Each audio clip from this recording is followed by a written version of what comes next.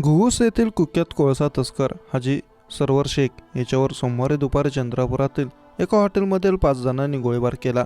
सोबतच चाकून देखील वार केले.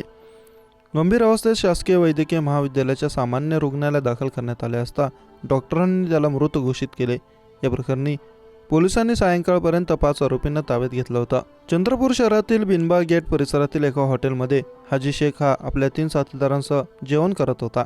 या सुमारास अचानक 4 चाकी वाहनातून आलेल्या चौघांनी देशी कट्ट्यातून गोळ्या झाडल्या. नंतर चाकूने वार केले.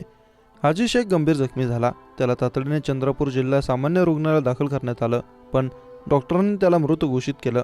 या हल्ल्यात पायाला गोळी लागल्याने हाजी शेख याचा एक सहकारी जखमी झाला.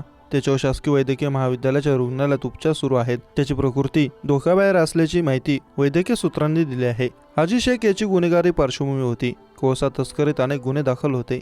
गुन्हेगारातील बादशाह म्हणून त्याची ओळख होती. हा गोळीबारात ठार झाल्यानं चंद्रपुरातील वाढत्या गुन्हेगारीचा एक अध्याय संपल्याची चर्चा वाढली आहे.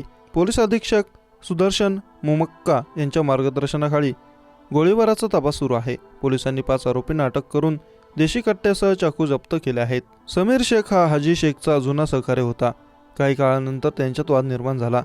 फारकत घेतल्यावर दोघांत वैमनस्य निर्माण झालं. समीर शेख याची हाजी शेख हत्या करणारा अशी भीती त्याला होती. त्यामुळे सावध पवित्रा घेत समीर शेख याने हाजी शेखला संपवल्याची शक्यता पोलिसांनी व्यक्त केली आहे. समीर शेखसह 5 अटकेतील आरोपींना विचारपूस केली जात आहे. तपासानंतरच सारे काही स्पष्ट होईल अशी माहिती आहे.